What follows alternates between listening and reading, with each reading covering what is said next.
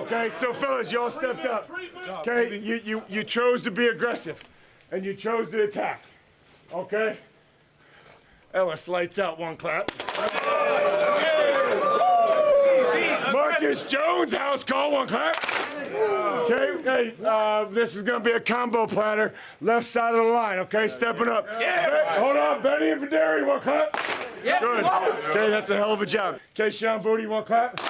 Okay, Kyle Williams, one clap. Okay, fellas, I appreciate you, man. You took the message, and you were willing to go and be a champion from front. Okay, we got to keep going, because now they get bigger and bigger. Okay, so they get bigger and bigger. Okay, Jelani, break them down. Proud to have you back. Patriots win big against the Giants Monday Night Football. Jack Halal, Declan Hickey, Chuck LaRossi, 38 and counting, episode 16. The Turkey Trot were outside of Thanksgiving. We recorded an episode last week when Jack was in Dubai. His connection was, it looked like his internet router was on a toaster. So a lot of things dropped. But we're here and we're back in station. Jack, how you feeling today? Good. Everything good? Everything's good. Good Tired. vibes. Tired after the week. Yep. Last week of school. It's tough. It's tiring, but it's good to be back. Jack will not be leaving us. We will continue the show, of course, to little speculation. Declan, how are you doing today? Everything good? I'm good. Good vibes? Everything feel good? Okay. Best team, so. That's right. 11-2 on the season. Patriots beat the Giants. Our predictions were much closer than what this game actually ended up being. I didn't expect this team to play this well, and we'll just start off the top. Drake May is obviously an MVP candidate. He's playing like an MVP candidate. Do I think he'll win it still? I don't think so. I know there's a lot of buzz surrounding his name. That might be a hot take. We'll start with that. His odds did go up. But, Jack, just thoughts on May, and do you think he'll win that MVP? So, obviously, I think he, rightfully so, is the front runner. He should have the best odds, too. He has a far worse roster than the guy who's right next to him in Matthew Stafford. Look,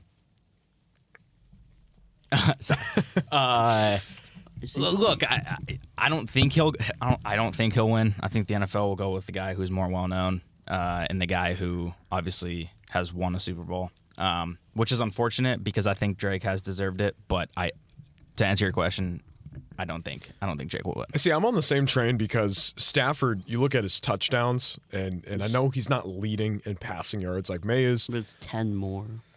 10 more is a lot to me. And I know Drake's offense is more about spreading the wealth. And what, Drake's at 24 touchdowns on the year? Check me on that, Declan Hickey. But the guy's been elite. You look at the game yesterday. 23, just one off. I don't know if they took into account yesterday's game or not, but okay, he might be at 25 then. We shall see. Again, the guy's elite. I want to ask you, Jack. Just watching that game, we were all texting in our sports department group chat. Here at the station about. It is 23. 23 touchdowns. About just the play, the aggressiveness, right? And we'll talk about that. We'll get to that. But for May, you look at that pinpoint ball to Kyle Williams, and I was talking to one of our department members yesterday. Evan Olson, shout out Evan Olson, one of the best show producers here, best game producers we have in the station, about May and Williams and how he's like, I don't know if Williams is going to be it or whatever. I think they figured out what Williams is. He's not, obviously, was not drafted and intended to be the receiver one of this team. He is the deep threat that will get open and cause separation. How big was that ball from May to Kyle Williams down the field? Oh, it was huge. I mean, it just elevates Drake's confidence to, make it want to fly even more, right? I mean, he obviously has the deep ball. It's nothing new this year. Right. Kyle Williams' speed kills too. He's quick, and I think if you put him on a go route and with his speed, he's going to be, he's going to go up there and he's going to make the catch, and obviously Drake's going to put it in the spot that Kyle's going to come down with it. So it was huge. I mean, it was like a 30-yard, 35-yard touchdown? About 34, 33-yard, yeah. So, look, that's big for the confidence of the rookie and the second-year quarterback, and to have that, it's going to go a long way. Huge way, and it was awesome to see it. And Declan, I want to ask you, I know you're surfing through there. Yeah. We'll go back. We'll actually go back to this MVP question. I mean, you're looking like you're vouching for the case for May to win it. What do you see out of Drake to win this MVP over Stafford? I mean, so obviously talk about the touchdowns, but when I look at the stats, like they've thrown a similar like amount of picks now. I mean, like Drake is 6, like Matthew Stafford has 4. I don't think there's much of a difference in like interceptions. If like Drake was at 10, I'd be like no question he doesn't win it. But I mean, like Drake's leading in like in the quarterback rating. Holy stutter. Yeah. Dude, it happens, dude. In the quarterback, well, he's second in quarterback ranking because Dak Prescott leads, but it's only by like 2 points. If you look at Dak's stats, pretty similar. He's playing good, but the team is so mediocre. No, I know, but I'm just saying. And also, not to key something up here, but you've George Pickens says free agency. I don't care what kind of guy he is. You throw a bag at him. I agree. If you've seen that guy play this season. He has the most completions. Yeah. He leads in completion percentage, Drake May. I mean, like, so, yes, Matthew Stafford does have, like, 9 more touchdowns. But if Drake May were to close that gap, do you think it gets more interesting then? I think it does. And I think what we haven't seen yet, everyone's bringing it up. And when you get a quarterback as good as Drake May and as efficient as Drake May, 156.6 completion percentage. In that, or efficiency. I can't remember which one it was. Efficiency, or QBR, excuse me. 3 different stats there. Yeah. QB rating in the first half. Jack, I want to ask you now, we talk about, we're going away from this MVP race, and the big thing that people don't bring up is May hasn't had his 300-yard game yet. Mm-hmm. He hasn't had he's had 3 touchdown games. He hasn't had his 4. This is the shit we're talking about now. Like, is he going to get it in the regular season, or are we talking playoff magic, Drake May getting in there and throwing a crazy game in the playoffs for his first 300 for 4 touchdowns? I mean, is that something that could happen? Yeah, I mean, look, I don't know. It's, obviously as the weeks go by and we have Buffalo again and we have Baltimore coming up after the bye, like, the teams get a little harder, obviously with those 2 games I meant. So it's going to be harder for him to throw for 300 yards against those 2 teams in particular. I don't know. It's going to be interesting. Like, I think he can in the postseason. I think he is like able to, but I think he just doesn't care about that. I think he just cares about winning and just being accurate and just wanting the team to do well. I will say this though about the 300-yard game. Like, Matthew Stafford's only had 2, so right. That's all I'm saying. But the only thing is he did have a 5 touchdown game. Right. I mean, here's what I think about the Bills game. I really, truly, wholeheartedly believe they can sweep that team. They can beat them this upcoming week and beat them again in the playoffs if they see them. Yeah. I don't think they're going to see them. I doubt it. And I think the team that's going to stay hot are the Texans. I think their defense will guide them into a run. If they end up playing us, we'll have a healthy team, but that's going to be a tough game. Even the Jaguars team's on good Even run, the Jaguars team. So, I mean, the AFC's wide open. I'm going to give you my keys for the game, for this Giants game. We'll move on to the bye week and what we're seeing up front. And between each one, I'll play one of my favorite clips from this game. Corey Durden, who was a free agent pickup from the Giants. They caught him on the hot mic in between my keys. Here's his little hot mic. Dominant. So Corey Durden got waived by the Giants. He kept yelling at the offensive line throughout the entire game for the Giants, 17-0, and then he ends up saying a couple of expletives.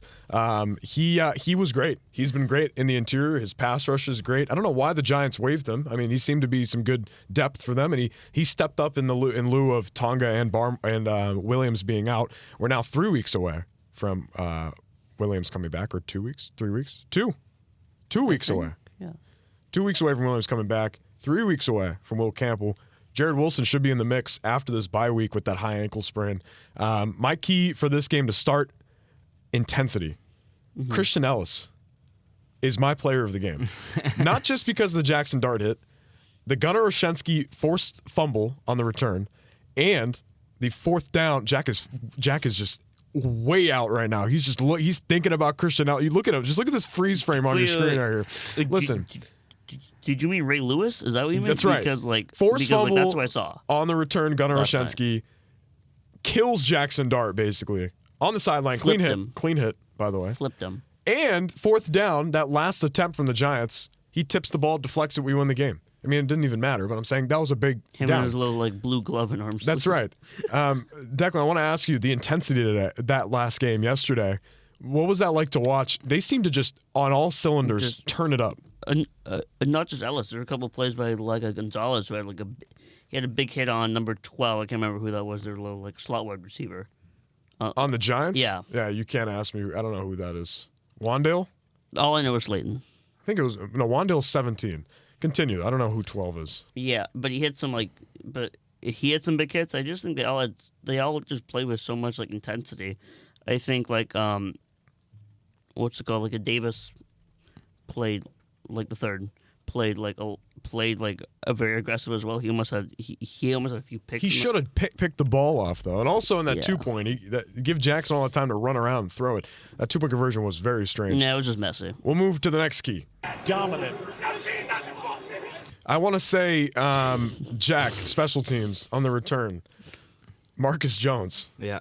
I mean, 94 yards. He's got 3 on the season. The guy, you texted the chat yesterday. What does he show? What flashes is he showing you? He's giving me Percy Harvin vibes, especially against the Broncos in that Super Bowl that he had a house call in. Look, this guy's fast. He's small. He's fast. I'm a big fan. A little like a Darren Sproles They got a action. little Sproulsy in the Little return. Sproles, yeah, Right. And the yeah. guy's quick. He plays great defense in the slot when he's slotted there. I mean, when Gonzo was out, he was playing. He was playing man up. Sometimes on the biggest guy. One workout for a guy that's 5'8" out of Houston. Signed a team-friendly contract. He'll be here on the extension. The guy is a Patriot. That's the type of vibe he brings. He's got the charisma and like character of a Matthew Slater type of special teamer, but the play of a great defender. And my final key. Dominant. This team is 11-2. They're leading the AFC. I mean, this is not something we had any expectation for. If you told me this last year, I might have killed you. And I said, Gerard Mayo's still our coach. Like, you look at this team, they're 11-2. They're leading the AFC. They're not playing down to any competition. They've had a few games, and any year, you're going to have a couple hiccup games. Yeah. Like the Falcons game where you win by 1, and like the Bengals game where you get so banged up, and they seem to have a good look on you that you win 26-20. But you're seeing what I'm saying at the end of these sentences. They're winning these games. They're not dropping those 1-point games. Yeah. 11-2. Jack, this is the first time in a long time this team has been good. You look at this season and this season only. Is there a clear path for the playoffs to run through Foxborough? I think as of right now, it's hard not to say it will. I mean, before the season started, I think everybody, regardless of what team you're a fan of in the AFC, I think everybody thought it was either going to go through upstate New York or the middle of the country in Kansas City. And for now, it to be Foxborough that could literally host a playoff game, and obviously New England have home field advantage throughout the whole playoffs. I think it's almost. I don't want to say almost certain, because nothing's certain in sports, nothing's guaranteed, but there's a very, very good chance. Huge chance. And I'll also say that because if you look at the Broncos' schedule compared to our schedule, they have a much harder schedule. So they go, well, obviously their easiest game is going to be the Raiders, right? They're which, by the way, that team they beat by 3 last time, where they scored 10 points, by the way. And then they get the Packers, the Jaguars, the Chiefs, and the Chargers.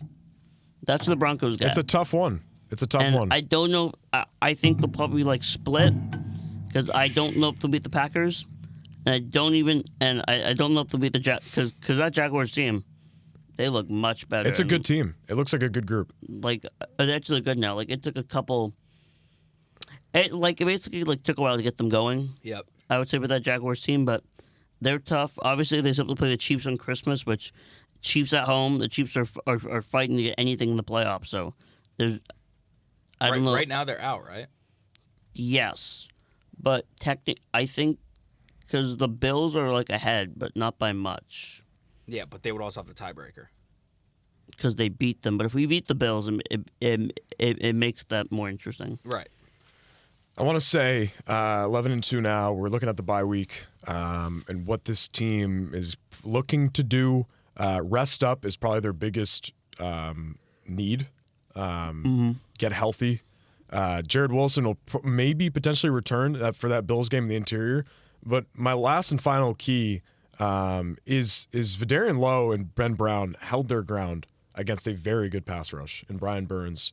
Thibodeau was out, obviously, but Abdul Carter was out for first quarter, and there was a tweet about him being out. I don't know if we'll mention Some odd things. I don't know how legitimate that was, but I'm sure he was pissed when he went to his locker, because he immediately tweeted, "If you believe that bullshit, don't whatever. And if you haven't seen it, people are saying he was out because he was watching something very explicit during a meeting and the audio was playing. I don't think it's true, but the fact that he had to tweet about it, it's probably going to be in his brain for a while, and I apologize for that, Abdul Carter. But again, they're going to need to rest up. The Vidarian Lowe and Ben Brown, they did a really good job. The Bills do not have the type of pass rush the Giants just had. They have a solid defense, though. Doesn't mean that they don't. I really, truly believe Lowe was playing through a shoulder injury the entire season last year. Do I think he's like an elite tackle? No, not by any means. But he held his ground. Mm-hmm. He had a good pass pro. He pretty solid run blocking. And I talked about this yesterday, and I talk about it again. Josh McDaniels can make it work with anybody on the left side of the offensive line when he's a Patriots offensive coordinator. The jumbo package you saw yesterday, they just signed a guy that played tackle for Josh in Las Vegas. He comes in 4 times. I don't even know this guy's name. Okay? Yeah. He comes in 4 times on a run. They get 7 yards a carry when that guy was a jumbo package. That's beautiful. So again, Ben Brown held his ground. Vidarian Lowe held his ground. Shout out Garrett Bradbury for playing through an illness. The right side of the offensive line, as always, Onwenu and Moses, they seem to be a great pairing. I mean, this team is figuring it out. Travion Henderson, big run there on that. He had 86 scrimmage yards in this game. Give him the ball. Mm-hmm. Ramondre Stevenson's been great in power looks, right? Yep. Getting him to power the football. You saw him in this game. 5 yards, 6 yards, powering through, pushing through a defender. Fine. Travion, big play guy. Put him in there for a big play. Yeah, because they even mentioned, like they talked about on the broadcast, when I talked to McDaniels, like, when they were talking about Henderson, he said this is just the tip of the iceberg with him. For sure. So there's probably going to be, like, many more ways they're going to play him in the future, which I think, like, they should stop talking about the future and just fucking do it now. Yeah. They should put on, like, more screens, more outside Get him runs. in space. Yeah, it's like get him in space. We talked about this at the day it happened when they drafted Travion. All of us here were huge. He's even good at catching under the backfield as well, right. like as we saw like some of those plays like last night. Well, I was gonna say, actually, you hit a good point. I was gonna say, like, it's almost like, to me. I mean, obviously, the guy I'm bringing up is his body type is different, but I think the comparison I'm gonna make is kind of similar. The Ramondre to Henderson is kind of like a blunt to a white thing. Yeah, for sure. You know what I'm saying? Like, I think Henderson, and I want to see more of it. Like, if you put him on a Texas and he's just kind of sitting there, I think he's gonna move. Like, yeah, get a lot of yards and like quickly. I see the comparison you make. I just think Travion is White was a passing downs back. Yeah, and Travion can be that. Yeah, but he's just so insanely his burst. He's a whole other animal. He also, right. Like, he's like White, but he has like a Jameer Gibbs kind of burst. 100%. Yeah, and that's what Joe Buck brought up yesterday. He was, and by the way, Joe Buck, great call. Love the guy. One of the best freaking broadcasters in football and baseball. Huh? What about Troy Aikman? I love Troy as well. I don't mind Troy. I think it's a great pairing. I wish they were on more games. 100%. Like, giving them the Monday games kind of just don't let Troy Aikman do a Caleb Williams game. That's right. I miss him doing Fox baseball. That's what I miss when I know. Buck was on baseball. Yeah. Him and big Smoltz. calls. Oh, I don't like Smoltz, but good calling. Let's move on. We'll have our predictions for the Bills game next week during the bye week. We'll be back virtually for that episode. Let's move on to the Boston Celtics, who are starting to figure themselves out a bit. It's a little weird because of how low I was on them for the entirety of this season. Before we do that, I'll give you a little snippet of what the night against the Cavs sounded like. By the way, speaking of missing games, tip of the cap to Jaylen Brown. 20 of 20 tonight as Peyton Pritchard starts with a 3. A little bit below 34%. See the Cavs, the most prolific attempting team in the league. Pritchard, what a start.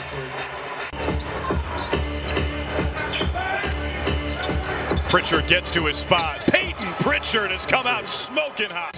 Pritchard, 42 points against the Cleveland Cavaliers, just picking his spots in threes. There's nights, guys, where the 3-ball works because they land.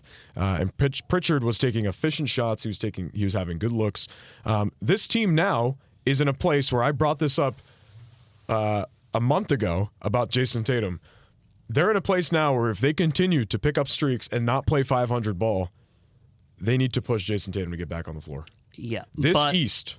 They have a hard schedule. They do. But this East is open. Yeah. It's open for business. And you get Jason Tatum back here, he'll do what Jason Tatum does, and he'll carry you to some victories if he has to. Right? Like, especially the game tonight. They play the Knicks tonight. Yep. and then they go Wizards, and then the Lakers, the Raptors, the Bucks. It's tough on paper, I know. right? I've been getting into Bruins ice hockey recently. You look at the way, and this is a weird comparison, but it's very similar because you look at the teams on paper and the Bruins, they've been playing their way on the ice. We don't talk about ice hockey here, but I see the comparison, and it's so similar, and it's strange to even think about. But again, Declan, a guy that's been tuned in the entire season with the Celtics, what has changed with this group?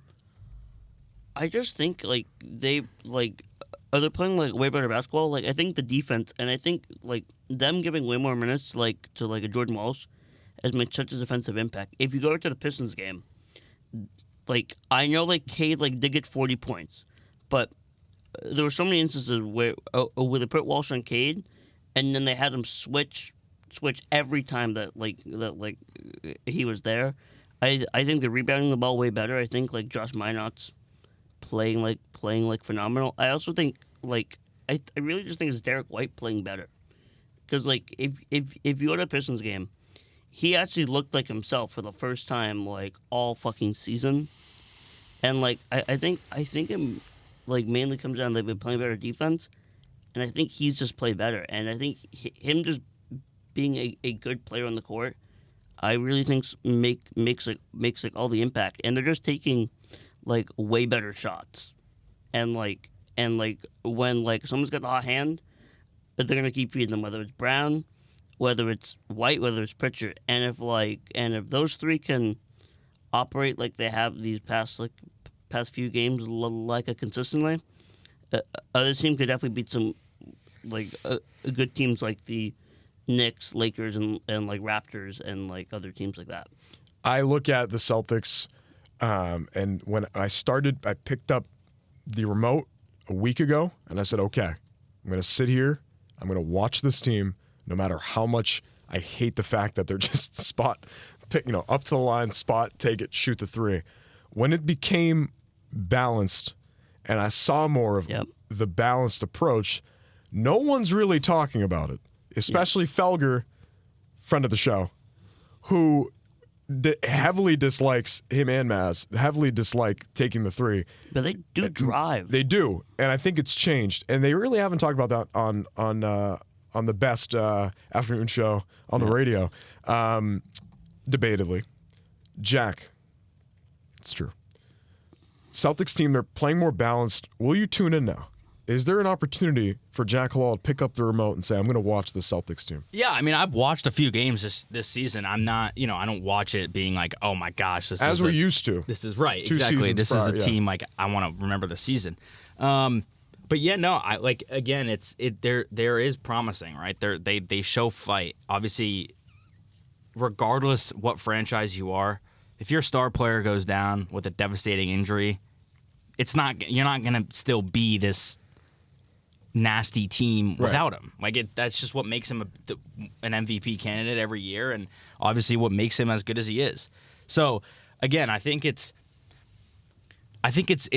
interesting what they're doing, and again, if they can keep this going, and Jalen can keep doing his thing, and obviously Pritchard has more efficient nights, and Derek White is doing what he does on the defensive end, and obviously shoot the ball well. This team's gonna make a playoffs, and I think they could even be a 6 seed. Oh yeah, if they keep doing this, there's a chance for that. Yeah, like it's still Final November, thought here. so the standings are close. So obviously, I think as you mentioned, when they put a more like balanced approach, when they're taking more drives and not always having to go for the three, they're taking some like a more mid ranges because a lot of Jaylen Brown's game is getting to the rim and hitting some like mid range shots in the high post. That's what his game is. They also mentioned that like Jaylen Brown, I think he averages the most drives in the league. I think like him and like SGA average some of the most drives in the league. I think this team definitely could be good. They've had some like tough losses where they've lost by like one possession, which has been like very hard. I still don't know the exact read of this team. I think it depends like how the stretch of games goes in December. Really depends if this team will be a playoff team or if this team will be a team that's going to miss the playoffs and it's going to be in the top 10 picks. Moving on.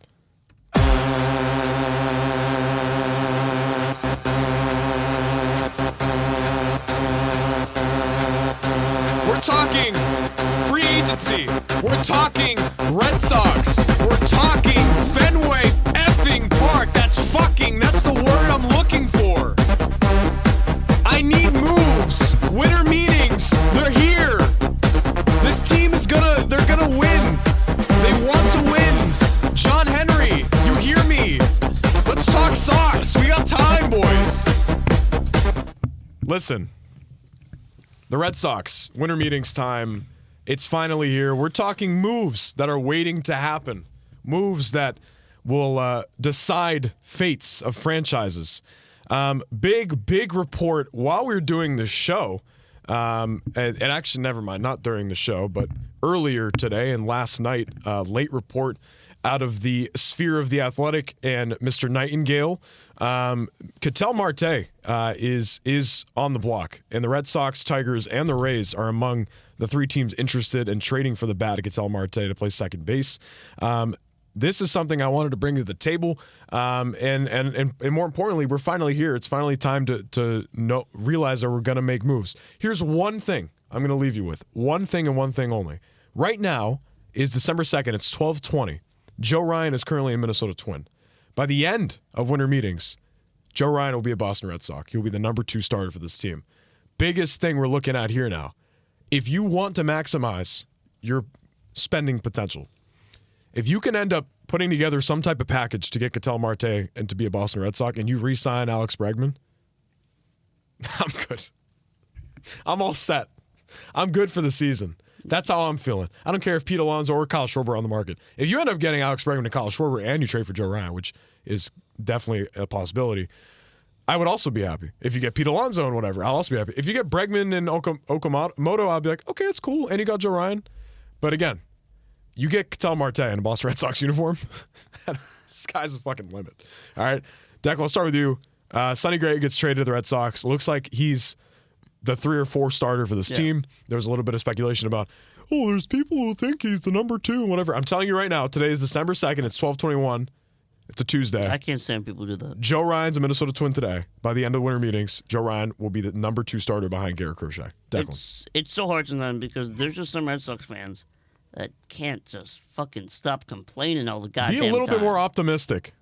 I know. Like, they're all like, no, Jack, I don't know you're giving me that look because I've seen so many clips of being like, oh, this is all they're going to do. They're only going to get Sonny Gray, and now that's going to be it. Like, that's what they say. Which is what they said. Mm-hmm. But, like, yeah, like, if they got Ketel Marte and they got Bregman, that would just be insane. I think in the Ketel Marte, I'm guessing they would put like Jeremy Duran maybe in that package, I'm guessing. So here's the thing, right? I look at, and this came out 3 hours ago, a lot of shit's coming out because the winter meetings are going to start getting rolling this week. Jeff Passan tweeted, or in his ESPN article, the Red Sox are valuing Jarren Duran in trade talk. He's in trade talks. I mean, this is just now officially out there that this guy's been put in packages, and the Red Sox are valuing Duran like the player he was in 24, 7-win player, right? Or other team? 25, he was a 5-win player. We'll see what happens. Yeah. I think a team like the Diamondbacks don't really need an outfielder, but it would work when it comes to value if you're trying to get Ketel off your hands. But they do need infielders. They do. The reason being, I think Duran is going to get moved to Minnesota because you get Joe Ryan over here. Jarren was not a part of that original package because they wanted to keep him for the season. They wanted him for the playoffs. I argued the season prior when he was an all-star candidate, they should have traded him. Listen, Jarren, done some great things. You steal a lot of bags. You hit triples. You play mediocre defense. It's not going to fit here. It's not going to work here. I think Joe will be a Sox by the end of winter meetings. And I think and again, another great report, and you love when you just read shit that you fucking want to read, is that Alex Spear is saying that if you get Alex Bregman back, that's not adding a bat. Yeah. They don't view that as adding the power bat. Mm-hmm. So that's they retaining. want 2 bats, which make 2 bats meaning Alex Bregman and a bat. If it's not Alex Bregman and a bat, it's 2 of the, but it's 2 premier bats. You're not going to land 2 premier bats like that. You got to get Bregman, and you got to entice him and say, dude, I'm going to bring you another bat here. And if it's Cattell, if it's Kyle, if it's Pete, whatever. And I'm legitimately banking. If you don't get a first baseman, I'm legitimately banking on Tristan Casas next season, which sounds stupid, but I'm banking on it. I want it to happen. I want everybody to know that the Red Sox should be in this. And when they make these moves and they acquire these players, they're going to immediately be in the mix for World Series contention. They have to spend. As much as we talk about it more, as much as we speculate on the radio, as much as we whatever, it has to happen now. With that, one last thing. Oh, what are you made of flag? Oh, you fucked us! You fucked us! You fucked us! I want to bring up this one last thing. That this is going back to the Patriots, just to wrap this up. Giants fans were crying just like that on Twitter about the hits and about stuff like that. Jack, you're our guy here of the past. You're the ancient folk, as they like to say. Mm-hmm. What was the dirtiest hit you've ever seen? Now that football's changed, the rules have changed. Live on television, dirtiest hit that passed as a tackle. That wasn't a flagged hit. You know? Yeah. Like he hit him so hard that his helmet flew off or something like that.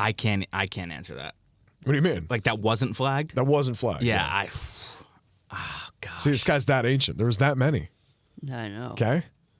So Giants. No, fans, I'm questioning the flag thing because I think when they throw the flag, that means it's dirty. Right. So I was thinking of the dirtiest hit I've seen that was flagged because of how dirty it was. Okay, go ahead. How about that one? I think it's either got to be. I think the Lawrence hit last year was dirty. I think the Bridgewater hit in like 2015 that was bad. He was obviously giving himself up. Yeah, I mean, there's been a lot. Like, there's been, I think. Anytime like a Trot Malu hit somebody. I'm not that old. Nah, but yeah, no. There's honestly been a lot. Like I think the dirtiest player I've ever seen, is probably Vontaze Burfict. Yeah, Burfict was pretty bad. He's had a lot of cheap shots. Ray Lewis. Ray Lewis was nasty. I just don't know if he had a lot of dirty hits. Yes, he did. He's Ray Lewis. He's Ray Lewis. Well, to wrap it up here, 30 and counting, episode 16. It was a little short one for you. We'll be back next week. The two podcasts today are coming, meaning 2026 is full of those. A lot more content, a lot of stuff. We're adding to this group like we talked about before. A couple kids joining us, a couple production assistant situation. So we're growing a little bit, and we're going to continue to grow. Red Sox need to spend. The Patriots are playing, and they're hot. The Celtics, they're starting to figure it out. And I'm no longer mad. Hooray. You hear what said, oh, it is mighty 1909, Medfield such losers. 30 and counting, episode 16. We'll see you next time. Peace.